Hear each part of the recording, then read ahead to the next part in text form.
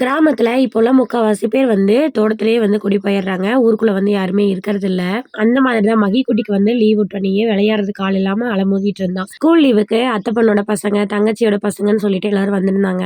அத்தையவங்க வந்து ஊருக்குள்ள குடியிருக்காங்க. அதனால வந்து குட்டீஸ் எல்லாரும் ஒண்ணு சேர்ந்துட்டாங்க. எல்லாரும் ஒண்ணா சேர்ந்து விளையாண்டுட்டே இருந்தாங்க. அங்க ஒரு பெரிய ஆலமரம் இருக்கும். அந்த ஆலமரத்துல தான் வந்து ஃபுல்லா குடியிருப்பாங்க.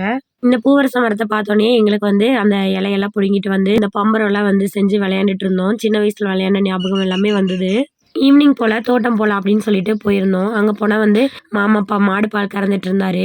இங்க வந்து மிஷின் வாங்கிட்டாங்க மாடு பால் கறக்கிறதுக்கு. அது எல்லாமே வந்து பார்த்துட்டே அதுக்கப்புறம் வந்து திரும்பி போகும்போது மக்காச்சோள கருது ஒடிச்சிட்டு போய் வேக வைக்கலாம் அப்படின்னு சொல்லிட்டு கருதா வந்து ஒடிச்சிட்டு இருந்தோம். குட்டீஸ் யாருமே இந்த லீவ்ல மொபைல், டிவி இந்த மாதிரி எதுவுமே கேட்கலங்க. ஓடி ஆடி ஜாலியா விளையாண்டுட்டு இருந்தாங்க. ஒவ்வொரு ஊர்ல அடி வைப்பு இருக்குங்க. ஆனா இந்த ஊர்ல வந்து பார்த்தீங்கன்னா, ஊருக்கு பொதுவா வந்து ஒரு தண்ணி தொட்டி இருக்கும். இந்த தண்ணி தொட்டி மூலியமா ஒரு நல்ல விஷயம் என்னன்னா, அடி வைப்பு சண்டை வராம இருக்குங்க.